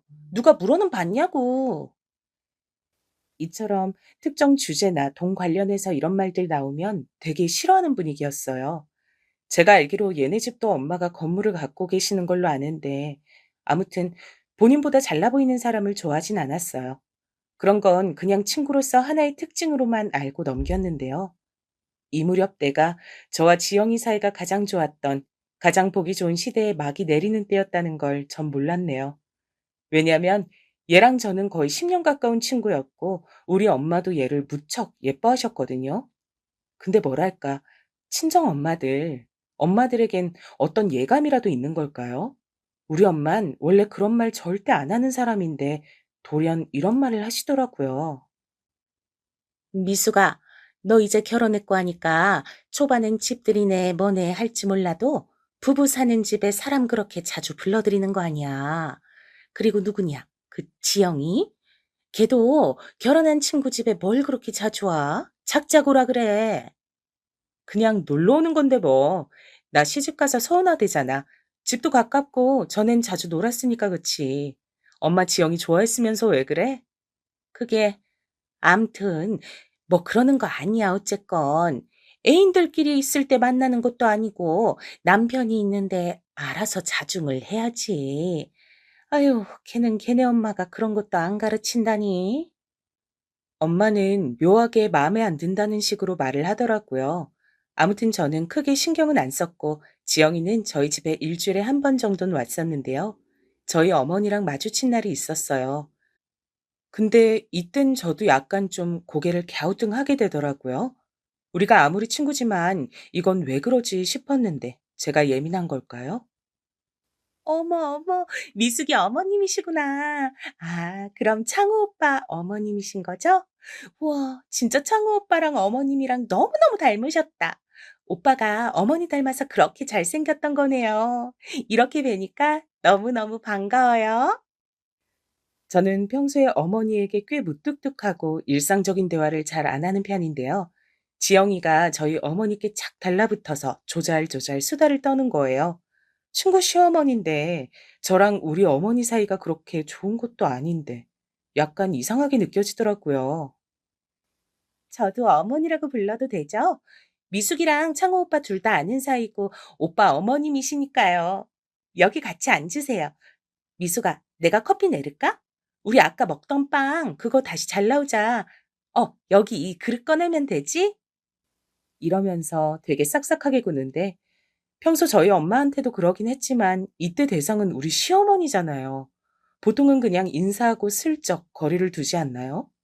저희 어머니는 또 본인 며느리 같지 않고 입 안에 혀 마냥 살갑게 구는 지영이를 보고 그게 마냥 기분 좋으셨나 봐요. 같이 앉아서 얘기를 하시는데 아예 대놓고 이렇게 말씀하시더라고요. 아이고, 맨날 딱딱한 우리 며느리 옆에 이렇게 재간둥이 친구가 있었네. 아가씨는 얼굴도 그렇게 이쁘게 생겨서 어쩜 이렇게 상냥하고 착해? 내가 얘네 집 와서 여기 앉아서 대접받아 보긴 또 처음이네. 아들네 와서도 맨날 문 앞에 반찬만 놓고 갔는데 말이야. 이거 참 의도치 않게 저라는 사람을 가운데 두고 뭔가 지영이랑 비교되어지고 있는 거예요. 지영이는 곧장 저를 감싸긴 했지만 이 흐름은 참 기분이 안 좋더라고요. 에이, 어머니, 그렇게 말씀하지 마세요. 우리 미숙이도 마음이 얼마나 따뜻한 앤데요. 저한테도 맨날 결혼 잘했다고 저보고 빨리 결혼하라 그랬어요. 너무너무 행복하다고 그랬고요. 앞으로 자주 오시면 되죠. 이거 빵, 이 부분 맛있어요. 드셔보세요, 어머니. 이런 식으로 앉아있다 보니 어느새 저는 슥 일어나서 집의 다른 부분들을 정리하게 되었고 지영이는 저희 어머니랑 앉아서 우리 남편 얘기를 하고 있는데 참 너무 이상한 그림인 거예요. 본의 아니게 이때 제 안에서 묘한 감정이 들더라고요. 아무튼 어머니는 그렇게 1시간가량 앉아있다 집에 가셨는데요. 그날은 저도 바빠서 곧 나가느라 그럭저럭 잊어버렸어요. 헌데 며칠 뒤에 황당한 전화를 받은 거예요. 어머니로부터 말이에요. 응, 그래, 집이니? 그때 그 네 친구 말이야. 우리 집에다가 과일을 보냈더라고. 아, 저번에 나한테 뭐 어머니 어쩌고 하면서 친하게 지내고 싶다고 뭐 보낸다더니 진짜 보냈지 뭐야. 이거 고맙긴 한데 나도 어떻게 답례를 해야 하나? 전화했는데 바쁜지 안 받네. 네가 대신 고맙다고 인사 좀 전해라. 전 이 내용을 듣고 순간 너무 놀랬고 곧장 전화해서 물어봤어요. 그랬더니 얘는 너무 발랄하고 밝게 반응을 하는 거예요. 응, 맞아. 그날 내가 어머니 현관까지 모시다 드리면서 번호도 교환했지. 에이, 왜? 창호 오빠도 내가 알고 너희 시어머니시니까 우리 할머니네 농장 사과 보내드리려고 연락처 받은 거야. 내가 말 안 했던가? 아마 바빠서 잊어버렸나 보다. 그런데 저는 이 반응이 왠지 마음에 안 들어서 약간은 가시가 돋은 채로 말을 하게 되었어요. 저기, 지영아. 암만 그래도 이건 내 개인적인 관계인데 너 마음은 알겠지만 난 시댁 같은 섬세한 관계는 그런 부분까지 친구랑 공유하고 싶지가 않아. 나랑 어머니 관계도 있고 다 각각 입장이 있는 건데. 게다가 나한테 말도 안 해줬잖아, 너. 나 되게 놀랐어, 어머니한테 듣고. 그러자 지영이는 세상도 별일 아니라는 듯 너무나 천진난만하고 밝게 바로 사과를 하는 거예요. 제가 어떻게 반응하는 게 좋았을까요? 어머, 어머, 난 진짜 뭐 너 곤란하게 할 뜻 아니었는데? 내가 너무 오지랖이 넓었나 봐. 그냥 너랑 창호 오빠 내가 다 좋아하는 사람들이니까 그런 건데. 내가 너 불편하게 했으면 이제 연락 안 할게. 미안, 미안. 이렇게 나오니 저도 불쾌했던 기분을 어떻게 더 해소하기도 그렇고 그냥 넘겼어요. 남편도 나중에 알았는데 제가 예민한 거라고 하더군요. 지영 씨, 워낙 활발하고 사람 좋아하잖아. 나도 아까 엄마가 전화해서 그 얘기 하더라고. 엄청 싹싹하고 밝대나. 아, 그냥 자기가 너무 뭐라고 그런 거 아니야? 말 맞다나 자기랑 나 생각해서 그랬다잖아. 친구가 좋은 마음으로 한 건데 괜히 어색해지게 그러지 마. 우리도 뭐 받은 셈이니까 담례나 하자. 이 말을 듣고 저도 제가 괜히 쫌생이처럼 군 건가 싶어 좀 불편해지더라고요. 여지껏 지내오면서 제가 싫은 소리를 그렇게 대놓고 한 적은 없었으니까요. 그렇게 해서 우리 남편과 셋이서 밖에서 저녁을 먹게 됐는데 전 이날 불러놓고 조금 후회하게 됐어요. 잠시 미안한 마음을 가졌던 게 무색할 정도로 이날 절 불편하게 만들었거든요. 오빠. 저 그래서 요즘 남친이랑 사이 별로 안 좋아요. 그날 오빠네 왔을 때도 표정 뚱한 거 있죠? 자기는 이런 집 해올 능력이 안 된다면서 그렇게 마음에 들면 창호 오빠한테 시집가라고 화를 막 내는 거예요. 그래서 제가 그랬죠. 창호 오빤 이미 미숙이랑 결혼했는데 어떻게 하냐고요. 이 장난이 기분 나빴는지 지금 완전 삐졌어요. 그러자 남편은 순간 당황하는 듯 하더니 얼굴이 빨개지는 거 있죠. 저는 얘가 너무 무례하다고 생각했는데 왜 남편 반응은 저런 거냐고요. 이거 안 되겠네. 나는 몸이 하나인데 외동이라 닮은 동생 소개시켜줄 수도 없고 말이야. 그런데 그 친구도 참 주영 씨 정도면 남자들이 줄을 서고 앞다퉈 집해오고 뭐 해줄 텐데 그렇게 속 좁게 굴면 어떡해? 여자친구가 홧김에 확 헤어지자고 하면 어쩌게? 어느새 둘이 너무 이러쿵저러쿵 장단맞기 얘기를 하고 있었고 여기서 진짜 속 좁은 사람은 내가 아닌가 싶을 정도로 분위기가 좀 별나게 됐어요. 어머, 또 미숙이 놔두고 나랑 오빠만 얘기를 했네. 오빠랑 저랑 진짜 성격 잘 맞는 것 같아요. 벌써 시간이 이렇게 돼버렸잖아. 아, 이제 그만 가야겠어요.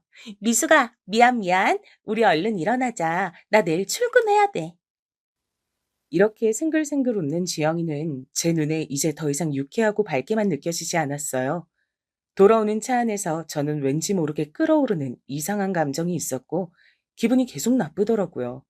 더 속상했던 건 남편은 지영이를 내려주고 난 뒤 저의 이런 기분 상태를 전혀 알지 못하는 거예요. 아, 밥 진짜 배부르게 잘 먹었다. 그 식당에서 3시간씩 있어 본 거 처음이야. 집에 가면 바로 씻고 TV 좀 보다 자야지. 자긴 안 피곤해? 가서 자기 먼저 씻어. 나는 회사에 일이 아직 마무리할 게 있고 메일도 보내고 그렇게 좀 해야겠네. 이처럼 제 기분은 전혀 캐치하지 않고 관심 없는 듯 느껴지더라고요. 저는 속내를 밖에 드러내기까지 시간이 많이 걸리는 편이라 남편에겐 어떤 속상함도 티내지 못했어요. 찝찝한 마음으로 잠들었다가 다음날 엄마에게 이런 마음을 토로했는데요.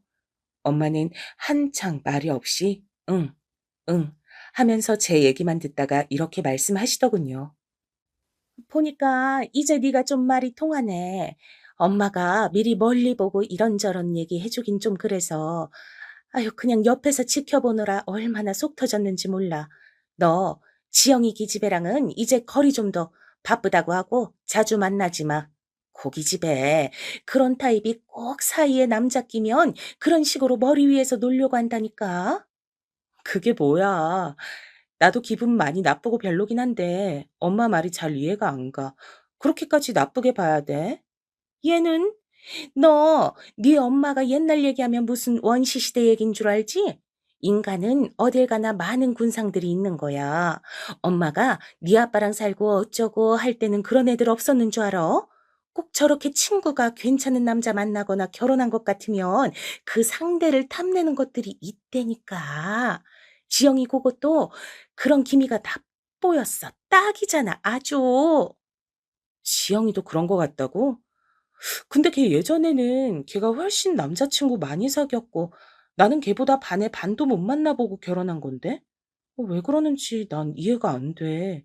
자꾸 우리 남편한테 오빠 오빠 거리는 것도 이제 거슬려, 엄마. 그러자 엄마는 한숨을 푹푹 쉬시더니 되게 극단적으로 말씀하시는 거예요. 너, 이 말 들으면 또 엄마한테 뭐라 할 것 같은데 어쩔 수 없어. 나는 너 생각해서 하는 말인 거니까. 너 지영이랑 연락 끊어. 아예 보지 마. 김서방한테도 그 가시네 얘기 꺼내지도 말고 물어도 모른다 그래. 그냥 투명 인간처럼 네 둘 사이에서 아예 지워버려. 응? 뭐 그렇게까지 하라고? 왜 그래야 되는데? 남편도 뻔히 연락처도 알고 다 아는데 걔 우리 어머니 연락처까지 알아. 어휴, 별 진짜. 그러니까 더 연락 끊으라는 거야. 기집애가 아주 선을 모르는 척 알고 넘나드네 여시같이. 그거 내가 쫓아가서 한마디 해야 되나?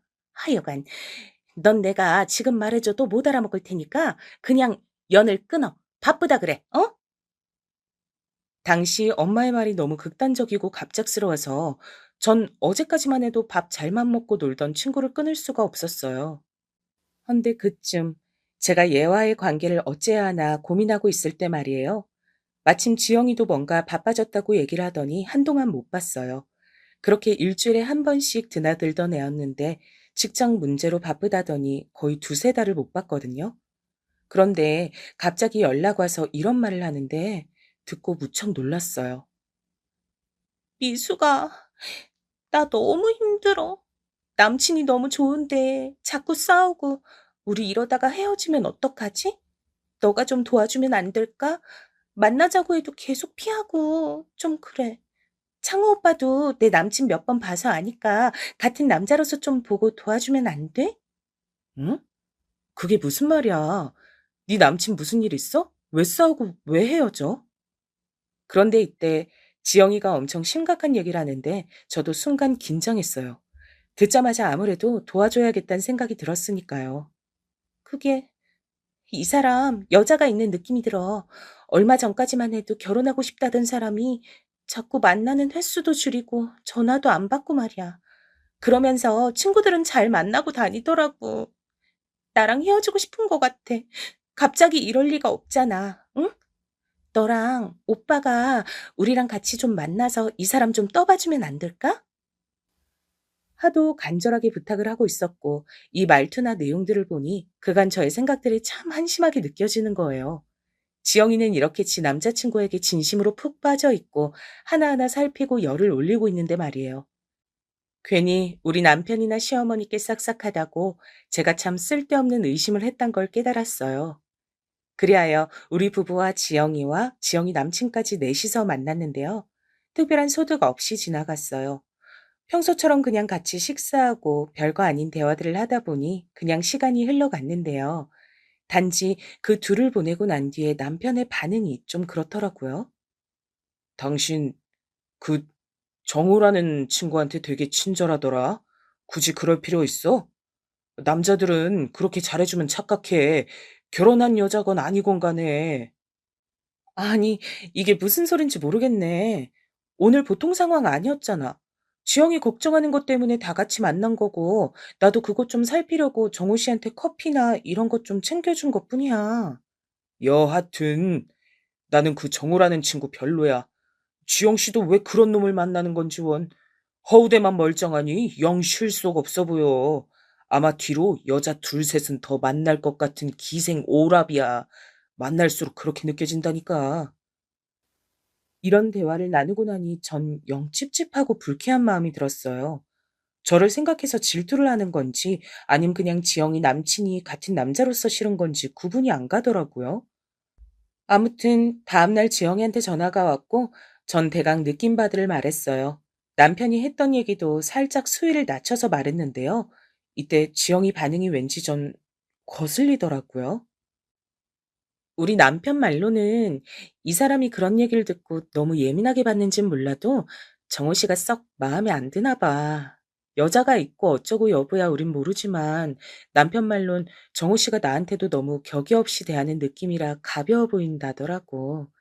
아, 우스갯소리로 나한테 딴 생각 있는 줄 알았다면서 뭐라 그러더라니까. 아무튼 이건 그냥 농담으로 넘기고 널 그렇게 심적으로 힘들게 한다면 정리하는 게 좋지 않을까? 이 말에서 갑자기 지영이는 뭔가 불쾌한 듯 목소리가 굳어지더니 바로 이죽거리면서 받아치는 거예요. 제가 뭔가 잘못한 걸까요? 에? 왜 그렇게 말을? 다 떠나서 내 남친이 왜 너를? 그럴 리가 없지. 그리고 너한테? 그거 너무 같다. 내가 있는데 왜 너한테 딴 생각을 품겠어. 말이 되는 소리를 해야지. 나 같은 애를 만나면서 너를? 반대면 몰라도 무슨. 아, 내가 너무 쓸데없는 상담을 했나 보다. 얘기가 한참 산 너머로 가버렸네. 이제 신경 안 써도 돼. 그럼 나중에 연락할게. 안녕. 이러고 전화를 끊어버리더라고요. 저도 제가 별 얘기를 다 했나 싶었지만 지영이의 저 말에는 은연중 저를 무시하는 듯하게 느껴지더라고요. 여자로서의 입지론 자기가 더 우위에 있다는 느낌을 받았어요. 여하튼 저도 이때 남의 일에 다신 참견하지 않겠다는 결심을 했고 얼마간 연락하지 않았거든요. 그런데 한 3주쯤 지나 전 근래 겪은 일 중 가장 황당한 일을 경험하게 됐어요. 모르는 번호로 전화가 왔길래 받았는데 순간 너무 놀라서 말이 안 나오지 뭐예요. 네? 누구시라고요? 어머, 지영이 남친 그 정호 씨요? 네네. 저기 무슨 일이세요?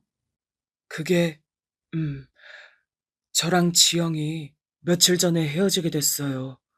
우리 이제 안 보게 됐거든요. 아무튼 그걸 떠나 시간 좀 되실까요? 제가 미숙 씨 좀 따로 뵀으면 하거든요. 이게 뚜렷한 용건이 있는 건 아니지만 아무튼 좀 뵐 수 있을까요? 전 여기서 이상한 낌새가 느껴져 얼른 전화를 마무리 짓고 끊었고요. 너무 당황스럽고 상담할 곳이 없어 친정 엄마에게 연락을 했어요. 엄만 듣자마자 아주 펄펄 뛰셨죠. 얘, 얘 너 전화 잘 끊어버렸다. 그거 미친놈 아니야. 아니, 여친의 친구가, 아니, 그냥 친구도 아니고, 결혼해서 남편까지 끼고 넷이 만났으면서 뭘 따로 봐? 그런 놈이니까 지영이랑 헤어졌나 보구만. 됐어, 이제. 그놈도 차단해버리고 다 삭제해버려. 지영인 뭐 그딴 거나 만나가지고 너한테 이렇게 민폐를 끼치냐? 그러게, 내가 뭘 했어. 지영이라도 인연 끊으랬지? 말을 안 들어, 너는. 결국 좋은 소리를 못 들었고 이래저래 저도 고민이 많아지던 차 갑자기 엄마가 이런 말을 하시더라고요. 사실 나도 오늘 너한테 전화하려고 했어. 엄마 손목 별로 안 좋은 거 알지? 이번에 계단 내려가다가 그놈의 손목으로 잘못 짚었다가 미끄러져서 굴렀지 뭐야. 그렇게 심각한 건 아닌데 혹시 다른 데도 큰일인 거 아닌가 해서 병원 가봐야 되거든? 너 시간 되면 같이 좀 갈까? 순간 저는 제 얘기만 하느라 엄마의 근황을 이렇게 들은 게 너무 미안하더라고요. 서둘러 남편에게도 전화해서 얘기했고 기왕 이렇게 된 거 이틀 정도 엄마에게 가 있기로 했어요. 어, 장모님 아프시구나? 그래. 간 김에 말 맞다나 이틀 정도 자면서 좋은 시간 보내고 와. 내가 뭐 도울 것 있으면 연락하고. 수요일쯤 내가 연락할게. 데리러 가면 되지 뭐.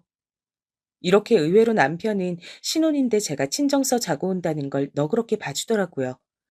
사실 저랑 남편도 지영이 남친과 넷이 만나고 괜한 설전을 벌인 후 왠지 모르게 좀 대화가 적어진 편이었어요. 일단 친정 다녀와서 남편과 시간을 좀 보내야겠다는 생각을 했는데요.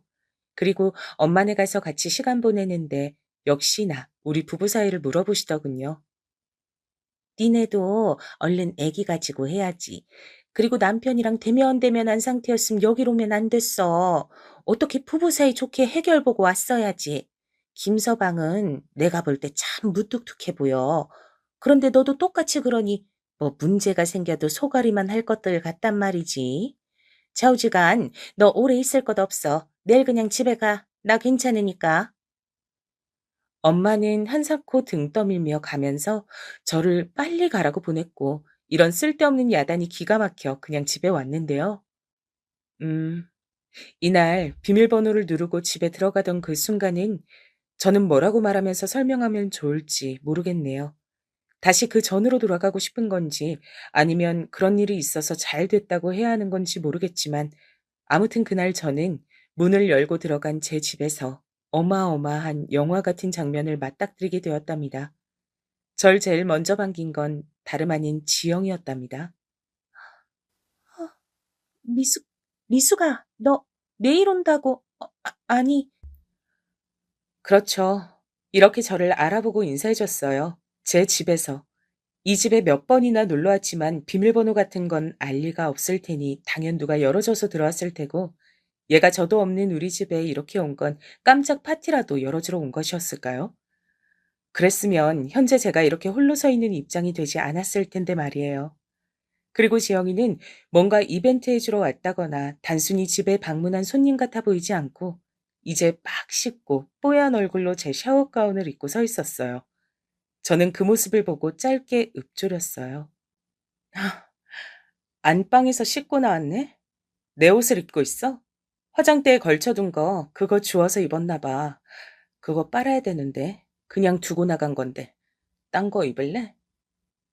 그러자 지영이는 뭔가 잘못한 게 있는 사람처럼 바들바들 떨면서 마치 귀신을 본 양 말을 몇 번이나 더듬는 거예요. 씻고 나와서 추웠던 건지 입술을 막 떨고 있었어요. 미, 미수가, 그게 아니라, 그게, 아니, 잠깐만. 그런 와중에 안방 화장실에서 곧장 수건을 머리에 뒤집어 쓰고 나온 건 바로 제 남편이었답니다. 역시 이 집에서 그러고 같이 나올 사람이 제 남편밖에 누가 더 있겠어요?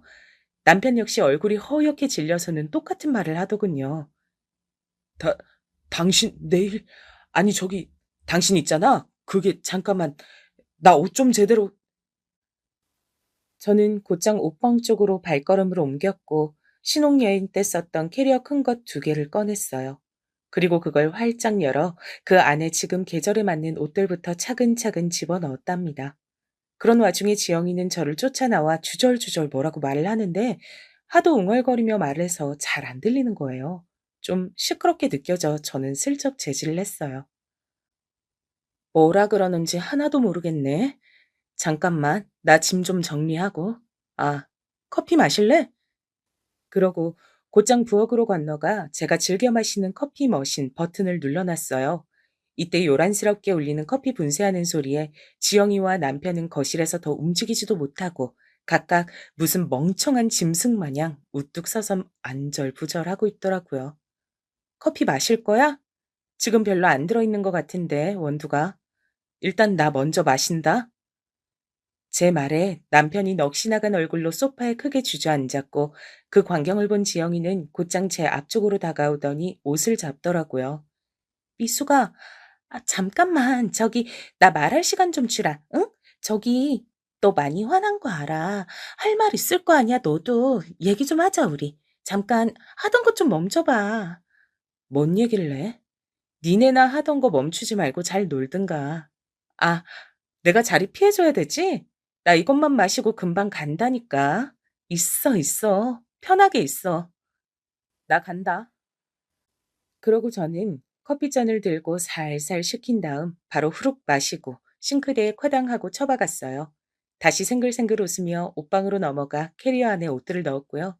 우걱우걱 다 집어넣은 다음 캐리어를 딱 세워서 자글자글 바퀴 굴러가는 소리가 나도록 바닥에서 끌었답니다. 남편은 아예 머리를 쥐뜯으며 고개를 무릎에 파묻은 상태였고 전 그대로 나가 현관에서 신발을 신고 있는데 지영이는 이내 저에게 화를 내며 소리 지르는 게 아니겠어요? 야, 김미숙! 너 뭐야? 네가 뭔데 지금 그렇게 잘난 척이야? 네가 그렇게 잘났어? 화라도 내. 지금 너 억지로 괜찮은 척, 화 안 난 척 생떼 쓰는 거 다 보여. 이제 막 현관문을 열었던 저는 그 말에 곧장 지영이를 노려보았고 그 상태로 여전히 웃음이 나와 참기 힘들더라고요.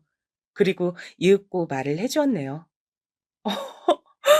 대단하다 너. 나한테 그런 말 할 정신도 있구나. 하긴 이제부터 얼마나 초조하겠어. 친구였으니까 조언 하나 해줄게. 너 곧장 산부인과 가보는 게 좋을 거야. 요가 강사한다고 몸이 재산이라던 애가 어떡하냐 이제? 부인과 병 걸려서 제대로 뭐 운동하면서 사람 가르치고 할 수 있겠어? 제 말에 지영이 얼굴은 울그락불그락하다 못해 아주 무지개색이 될 지경이더군요. 억지 부리지 마, 너. 지금 이글이글 열받아서 나한테 엿먹이려고 뻥치는 거잖아. 진짜 추하다, 너. 화낼 거면 화내봐. 자존심 상한다고 얘기해보라고. 내가 먼저 얘기해볼까? 창호 오빠가 먼저 연락했고, 난 오빠가 하도 매달려서. 아, 됐어. 나 그동안 대충 눈친 챘어. 너 예전부터 내 거 쓸만한 거 있으면 맨날 달라 그러고 따라하고 가지려고 난리를 쳤잖아. 설마 설마 했는데, 야, 어떻게 결혼식까지 와서 가방순이하고 다 돕던 년이 친구 남편까지 잡아챌 생각을 해? 화를 내라고? 화는 진즉 그간 네가 내 남편이랑 아슬아슬 감정 타기 하면서 나 놀리는 거 느끼면서 그때 실컷 지옥이었어. 제 말에 남편은 일어서서 저를 아주 애원하는 눈으로 보며 비굴하게 쭈뼛거렸고 지영이는 자기가 생각했던 반응은 아니었는지 눈이 마구 흔들리더군요. 근데 너 진짜 멍청하다. 적당히 연애하는 기분만 내고 끝내던가. 끝까지 가버렸어. 기어코? 그런 거 안 했으면 끝까지 나 놀려먹고 속으로 비웃어가면서 여자로서 입지는 내가 너보다 한 수 위라고 우리 남편 감정 잔잔하게 이용해가며 놀 수 있었을 거 아니야. 얼마나 재밌어 그거. 그치? 너 그동안 재밌어 죽겠었지? 어? 이때부터 지영이는 마구 일그러진 누군가와 싸우기 직전에 그 사나운 표정을 짓고 절 쏘아보며 이를 막 갈더라고요. 얼씨구. 왜? 어머 어머 무서워서 어떡하냐 나? 뭐라도 던질 기세네.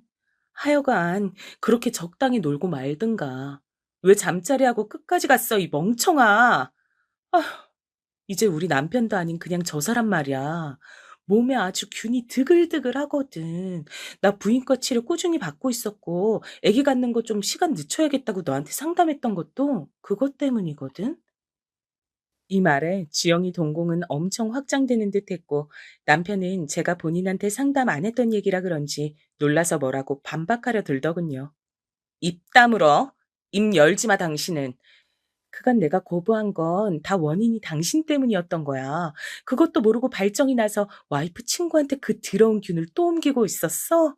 하여간 당신도 당신이다. 지영이 넌 어쩔래? 내 뒤통수 치려다 너는 온몸이 박살나게 생겼네? 불쌍해서 어째? 내가 써보고 버린 쓰레기를 네가 다시 굳이 주워가서 쓴다는데 뭘 맞겠어. 잘 써. 또 버리면 안 된다. 그러고 저는 캐리어를 질질 끌고 곧장 엘리베이터 버튼을 눌렀고 어안이 벙벙한 멍청이 둘을 두고 사라졌어요. 사실 저도 심장이 두근두근하고 미칠 것 같았는데 어쩌다 그런 대처를 했던 건지 스스로도 놀라울 지경이었네요. 맞아요. 이미 저는 충분히 머릿속에서 지옥을 오랫도록 겪어왔고 그 실체를 그날 눈으로 본 것뿐이었어요. 부인과를 다녀 남모를 고민을 안고 있던 것도 사실이었고요. 그렇게 저는 친정집에 왔고 엄마는 제 등을 마구 때려가며 화를 내셨네요. 이거사, 내가 그렇게, 아유, 이것들 어디 있어. 쫓아가서 다 쥐어 뜯어놔야겠다. 지영이 고년, 내가 그렇게 지한테 잘해줬는데 기어 이 사단을 내? 이걸 죽여 살려? 저도 새삼 들으면서 뒤늦게 분노가 밀려와서 속이 울렁울렁거리더라고요. 뻔뻔스럽게 내 옆에 붙어선 우리 집을 그렇게 드나들고 내 남편과 아슬하게 간보며 감정선을 타는 것 같더니만 그게 그저 단순한 예감이 아니라 진짜였다니요. 몇 번이나 캐치되는 뭔가가 있었지만 생각해보니 안타깝게도 그건 심증이었을 뿐 진짜 실물 증거는 못 되더군요. 엄마도 마침 이때 물으셨고요. 잠깐만 말이야. 너 증거 있어? 사진도 찍고 그러고 나온 것도 아니고 몸만 싹 나온 거 아니야. 아유, 뭐라도 어떻게 해놨어야 하나? 아유, 아유, 억울해 진짜. 그 말에 저는 정신이 번쩍 들었고 머릿속에 떠오르는 사람이 하나 있었어요. 누건 뭐건 간에 붙잡고 증거랄 것만 제가 잡아내서 지영이와 남편을 정말 자근자근 숨도 못 쉬게 조이고 싶었거든요. 시간이 갈수록 저는 온몸에 분이 차올라서 머리에서 연기가 나지 않을까 싶을 정도로 점점 참기 힘든 상황이었어요. 그리하여 지영이 전 남친에게 연락을 한 거예요. 그 전 연락은 제가 야멸차게 끊어버렸는데 먼저 하려니까 좀 조심스럽더라고요. 아무튼 어렵게 전화를 걸었어요. 안녕하세요. 저기, 저번에 뭔가 할 말이 있으신 듯 했는데 그게 뭔가 해서요. 특별히 저한테 하실 말씀이라도 있으셨던 건가요? 이렇게 물으면서도 저는 만약 제 남편과 지영이의 한에 관련된 게 아니라 쓸데없는 용건이면 단칼에 자를 생각이었어요. 좀 떨리는 마음으로 꽤 불편한 상태로 연락해봤는데 역시는 역시였답니다. 아, 안녕하세요. 사실 저도 그때 연락드리면서 조심스럽더라고요. 편하게 연락할 관계는 아니니까요. 근데 좀 외람되지만요.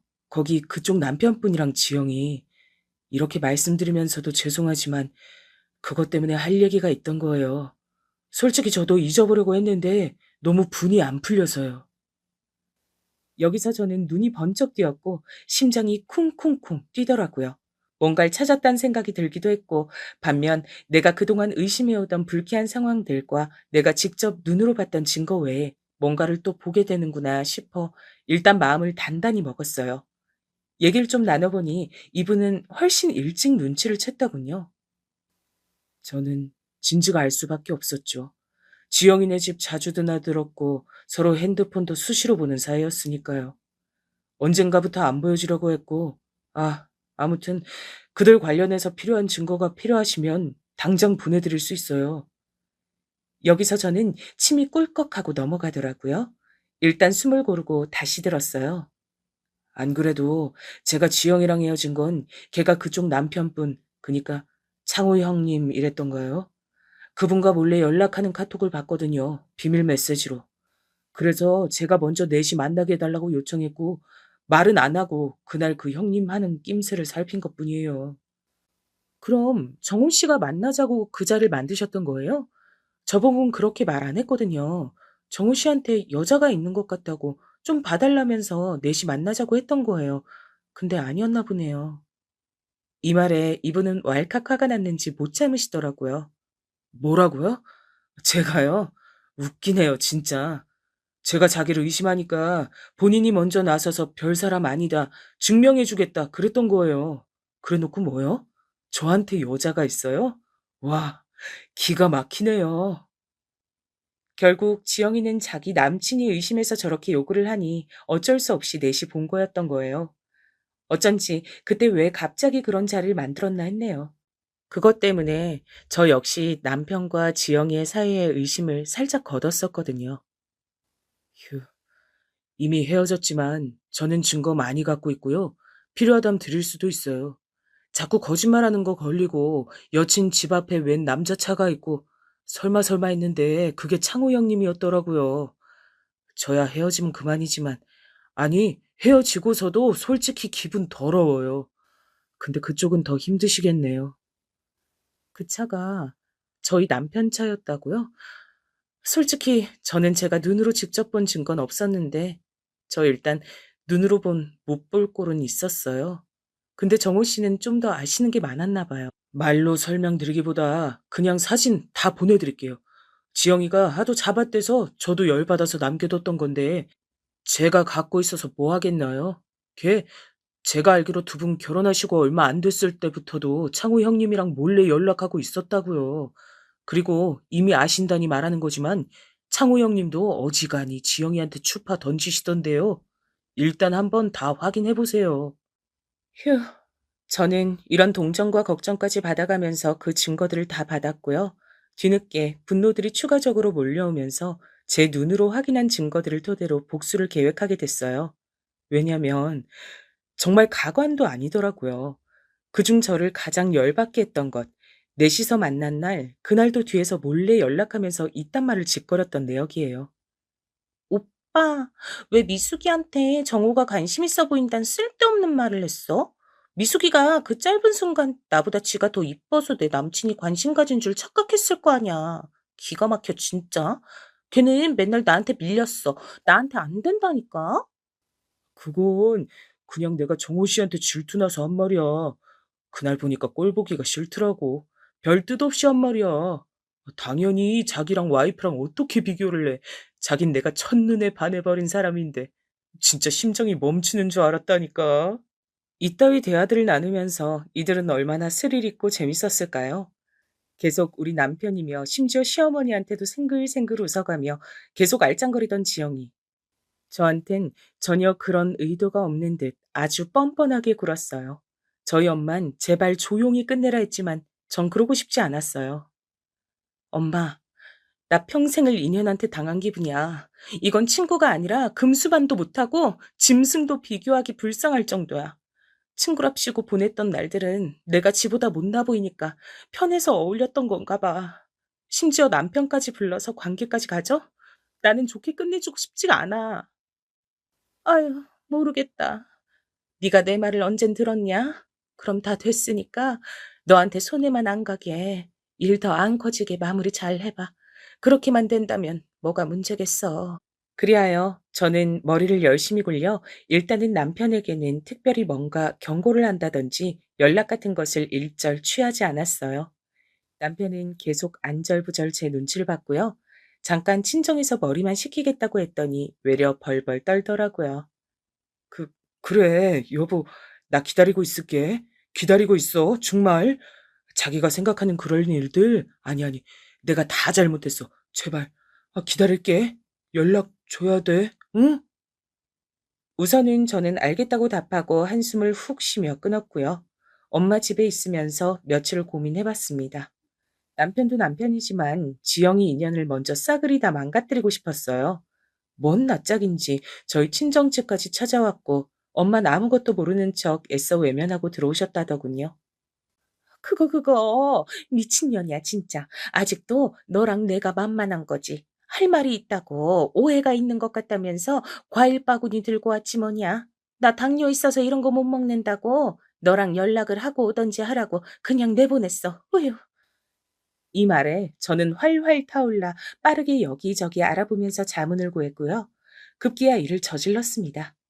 그건 지영이가 요가 강사로 일하는 상가 커뮤니티에 익명의 글을 올려 유부남 꼬셔서 바람 피운 강사가 있다고 슬쩍 인상착의를 흘리는 일이었어요. 그리고 많은 이들이 보도록 조회수가 한 1000이 될 때까지 기다렸다가 삭제해버렸습니다. 결국 소문은 순식간에 퍼졌는데요. 반응이 바로 왔던 건지 지영이는 저한테 한 3일 뒤쯤 전화해서 난리를 치더군요. 김미수, 너 이런 애였어? 제대로 확인도 안 하고 내가 그렇게 설명한다고 했는데 너 나를 유부남이랑 바람난 상간녀로 만들었더라? 난 그런 글 쓴 적 없는데? 그리고 그거랑 상관없이 너 웃긴다. 상간녀 타이틀 막상 머리에 써보니까 분해? 아니라는 증거 한번 촘촘히 따져서 줘봐 그럼. 그리고 생사람 잡지 마. 내가 썼단 증거 있어? 지영이는 여지껏 대학 일에 살아오며 자기한테 순둥하게 받아주기만 하던 제가 반격한 것에 꽤 충격을 받았더라고요. 그리고 남편에게도 통보했어요. 나는 당신이랑 다시 살아볼 생각인데 계속 지영이 만날 거야?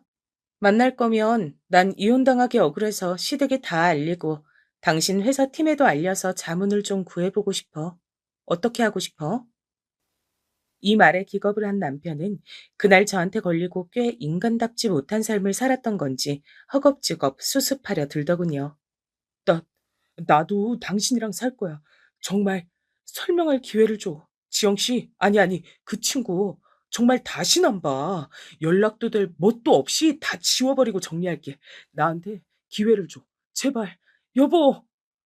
그래서 저는 알겠다고 했고 지영이에게 곧장 전화해서 약을 올렸습니다. 진짜 이런 날이 올 줄 몰랐네요, 정말. 어떻게? 글 올린 범인은 찾았어?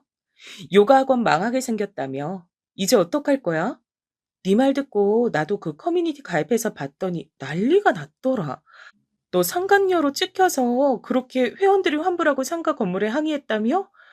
세상에 남편 뺏긴 아줌마들이 되게 많나 봐. 감정이입해서 다 너한테 폭탄을 쏟아버렸나 보네. 이, 왜 전화했어? 너 진짜 죽을래? 이게 정말? 저는 지영이가 대꾸할 시간도 주지 않고 바로 세게 쪼아댔어요. 그건 그렇고, 넌 어떡할래? 우리 남편이랑 더 만날 거야? 부인과는 가봤어? 약이라도 빨리 먹어야 되는 거 아니야? 학원 잘리는 것보다 몸 난리 나는 게 먼저잖아. 그래야 잘려도 어디 가서 일을 구하지. 그러다가 너 실업자 돼. 어쩌려고 그래? 야, 이게 진짜 네 말 다 개뻥인 거 알거든? 나 몸 멀쩡해. 말 나왔으니까 말인데. 좋아. 이제 다 까놓고 말하자. 내가 뭐 좋아서 만났겠어? 네가 그 사람 외롭게 했다며. 그렇게 너로는 만족이 안 된다고 징징거리는 거야, 창호 오빠. 얘기 좀 들어주다가 술김에 그렇게 된 거야. 나 그렇게 나쁜 애 아니다. 전 웃기지도 않아서 바로 받아쳤어요. 어머, 얘 좀 봐. 사람 말을 개똥으로 하네? 너도 지금 똑똑히 들어서 알고 있는 거 아니야? 내가 그 사람 외롭게 했다고? 왜 외롭게 했겠어? 균이 옮아서 병원 다녀야 되니까 거리둔 거였지. 그 말을 듣고도 생각을 연결할 줄을 모르네, 너? 진짜 멍청하다, 지영아. 머리가 안 되니까 몸으로 돈을 벌어야 되는데 그 몸으로 일이나 할 수 있겠냐고. 그리고 우리 남편, 이제 너 안 만난대. 제 말에 멈칫한 지영이는 그나마 지보다 돈 있고 멋있어 보이는 우리 남편이 지를 버릴 리 없다고 생각했나 봐요. 뭐? 야, 너 웃기지 마. 어디서 이간질이야. 나 어제도 오빠랑 있었어. 웃기고 있네, 진짜. 와, 세기의 사랑이네. 그래서 안심했어? 너랑 왜 있었는지 이유야 나는 모르지. 너 적당히 갖고 놀다 버릴 건가 봐. 좀 전에 나한테 네 욕을 그렇게 하더라. 아쉽다. 녹음해서 들려줄 걸 그랬나 봐. 너 직장도 잘리고 우리 남편한테 버림받고 불쌍해서 어떡해? 그러자 지영이는 저에게 욕을 해대는데 전화 끊어버렸어요. 이후로 저는 그간 받아둔 증거들을 싹 모아서 남편에게 이혼 통보를 했답니다. 안 하겠다고 하지 않았냐던 남편이 난리를 치고 물고 늘어지고 어머니까지 오셔서 마구 항의를 하시길래 저는 증거들 다 제시했어요. 회사에 다 불겠다고 엄마까지 나섰고요. 어머니, 지금 너무 주제를 모르시는 것 같아요. 이혼 안 한다 그랬으면서 이러는 게 어딨냐고요? 어머니 아들이 며느리 친구랑 놀아난 건 눈 감고 안 보고 싶으시죠? 자꾸 이러시면 저 괘씸죄로 계속해서 더 돈 요구할 거예요. 어머니 아들 회사에도 다 불어버릴 거고요. 어머니는 결국 이런 부분에서 멈칫하시고 남편도 저한테 뭐 입이 100개라도 할 말이 있겠나요? 그리고 상간녀 소송까지 걸어 지영이 년이 돈 없다고 악을 쓰는 걸 걔네 엄마한테까지 알려서 기어이 받아냈네요. 이런 일로 연락드리기 싫었는데 진짜 어쩔 수가 없어서요. 이번에 돈 안 주시면 저 화병 나서 죽을 것 같아요. 진짜 사고 칠 것 같은데 그냥 이 돈 주시고 딸 뒤처리 하실래요? 아님 일 크게 만드실래요? 간만에 연락이 된 지영이 어머니는 이 소식에 기겁을 하셨고 어쨌건 본인 자식 편에 서서 뭐라 수습하시려다 결국 돈 주시고 연락 끊으시더군요. 그리하여 저는 이래저래 금전적으로는 없는 것보다 나은 돈 잘 받아 챙겨 이혼했고요. 지영이는 대학 동기인 친구한테 들은 얘기로 오죽 지인이 없고 뭐가 없으면 거기까지 연락이 가서 일자리를 소개시켜 달라 했다네요. 여하튼 상황은 안 좋은 걸로 알고 그 이후의 근황은 모르겠어요.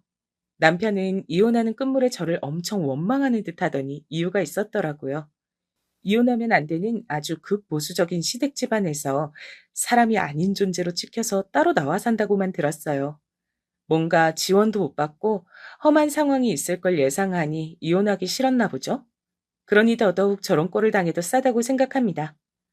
저는 이제 앞일을 어떻게 할지 뭘 할지 정하진 않았지만 이혼으로 인해 생긴 돈이 얼마 있으니까요. 상처받은 마음은 돈으로 잘 치료하고 새 길을 살아가 보려고 해요. 그럼 모두들 건강하시고 아프신 분들 없길 바랍니다. 감사합니다.